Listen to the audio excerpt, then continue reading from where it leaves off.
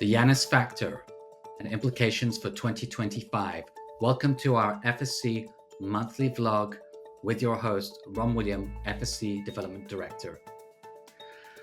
This time we'll be making a seasonal timestamp focusing on the month of January as we come to a close and discuss the Janus factor, the symbology of it, ultimately the seasonality effect of what is deemed the January effect, and the context of the trend that is current. We'll then shift into seasonality setups because, of course, context is key. A look at bull and bear examples, the potential bear rhyme of 2008 versus 2025, which is my risk case scenario for this year ahead, and then also close on this composite seasonality measure, the trifecta mix of three different January measures, which we should keep in mind. And then to close, final insights in terms of the election inauguration playbook, a week on after Trump 2.0 has come into office, and the headline news that follows and market impact that is upon us right now. And then, of course, timing in terms of the FSC model and external cycles such as the Decennial and the 41th month pattern. Happy New Year. All hail Janus. The calendar month of January originates from ancient Roman culture, named after Janus, a dual-faced god that could see both the future and the past. And it's within this archetypal symbology which ultimately influences collective psychology over the ages, as well as even financial market analysis in this seasonality moment of the year. We look forward based upon how we start that year. As the year starts, so the year likely follows. Now, this became part of what is now known as the January Barometer effect, inferring, as I just mentioned, as the year starts, is how the year will likely go. It was popularized in the Stock Traders Almanac during the 1970s by seasonality expert Yale Hirsch, and continued by his son Jeffrey, and recently studied in an academic paper. In behavioral terms, the January Barometer measures investor sentiment at the turn of the year, which is often a pivotal time. So just keep in mind the symbology, but then also the practical and behavioral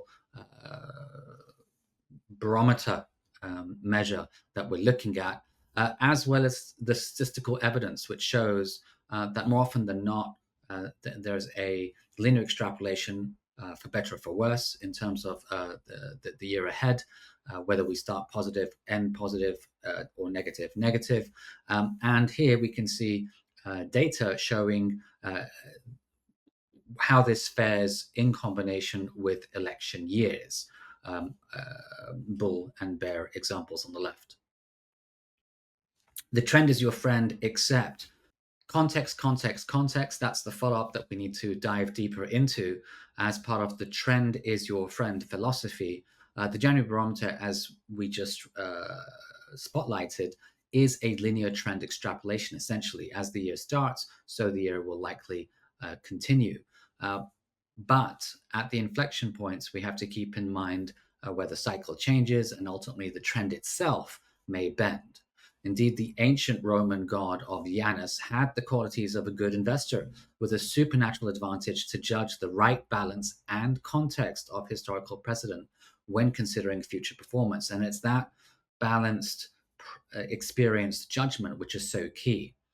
All too often, mortal investors such as ourselves develop hindsight bias after strong trends, hypnotized by a rearview mirror of past returns, and fail to identify and adapt to a potentially changing market landscape at key inflection points. And you can see here, the chart below is one that I created some time ago and update each year in order to provide that historical context of when the trend is our friend and the January Barometer does a trend extrapolation, same for the start and likely for the performance ahead, and which are those times where things do change and or bend. in the opposite direction due to cycle inflection points.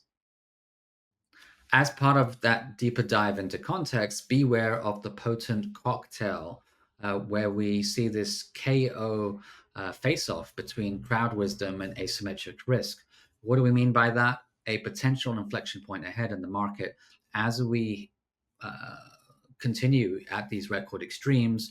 Case in point this year, 2-year stock market bull rally, back-to-back 20% performance, I should say, for the S&P 500, a doubling effect on the NASDAQ, amplified by record investor exuberance, as I've mentioned before, in extreme momentum and positioning measures.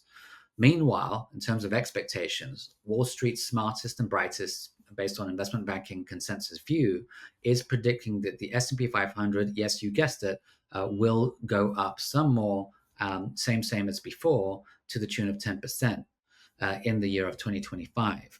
And there is only one outlier, one lone wolf bear that is looking for a risk scenario of a minus 30%. And now this does include myself, but I'm not in these figures here. This is official reporting from Wall Street consensus. And ultimately this shows the likely bias built into the market right now after a very strong trend. Now, what emphasizes this point is the chart on the right, on the top side, where basically we can see 2024 is the sweet spot, middle of the bell curve in terms of probabilistic returns that we've seen. But the outliers are, and the asymmetric risk is to the left side in 2022, where we had a minus 20% correction during the shock in inflation and rates. And then the big bear debacles during 2008 and echoes of that in history of minus 40%. So keep that in mind in terms of the potent cocktail of crowd wisdom and asymmetric risk. What happens at key inflection points, and when typically the crowd and the trend can be proven wrong. And in this case, bottom chart, it shows you the end result. If you look at the blue bars, this is the difference between consensus estimates and actual returns. And you can see here, it's fairly thin across the board, but the big negative surprises are when the cycle turns from bull to bear, consensus gets caught off guard. That happened in 2022, 2008, and Y2K. So more often than not, the trend is everyone's friend. But at key turning points when the cycle turns, most get it wrong, and that's when we must stay alert and scenario plan. And ultimately, that's when seasonality analysis can give us an indication of that. Now, looking at the seasonality setups that we are in and likely to follow this year, keep in mind my quadrant scenario grid, which allows us to plan for different potential outcomes ahead of time. To be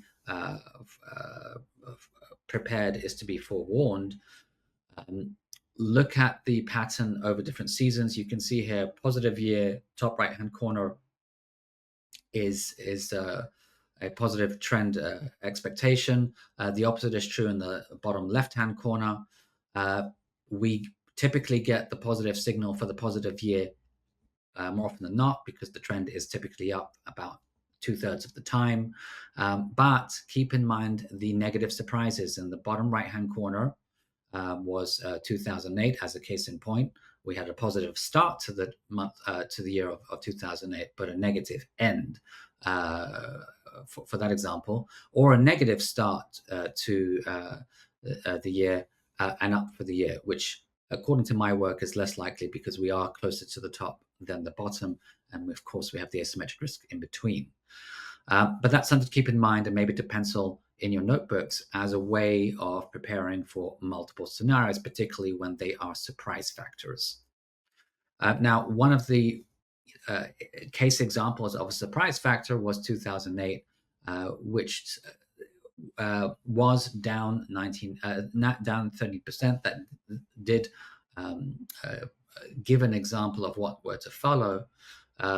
And the same thing happened in 2022. So either we get a heads up that things are going to be good or bad, or we get a surprise in the opposite direction. Keep that in mind. To even the odds further, it is worth looking at the additional work of Mr. Hirsch developed in his January indicator trifecta. So instead of looking at one January seasonality setup, looking at 2 and 3.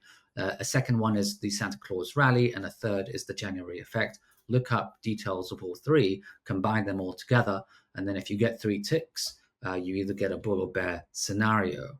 The hit rate of that composite measure is 90%, and the outcome, depending on whether it's a positive or negative signal. Now, all I can talk about briefly is the Santa Claus rally, which did fail to call, and a muted January effect. Looking at the Santa Claus rally, essentially it's from the last week of December into the first week of Jan, and that New Year start was the weakest in years, and exhibited trend reversal characteristics. However, post US election inauguration, we have clearly turned bullish, and we are now testing the all-time highs. So I've included that real-time chart, which still suggests a potential, a strong bull trend in motion, but a potential reversal of that trend as part of a wave pattern interpretation with a potential wave 5 reversal ahead. There was trend pressure in terms of the bearish cross 20 and 50 moving averages, but short-term action was mixed and now turning to positive.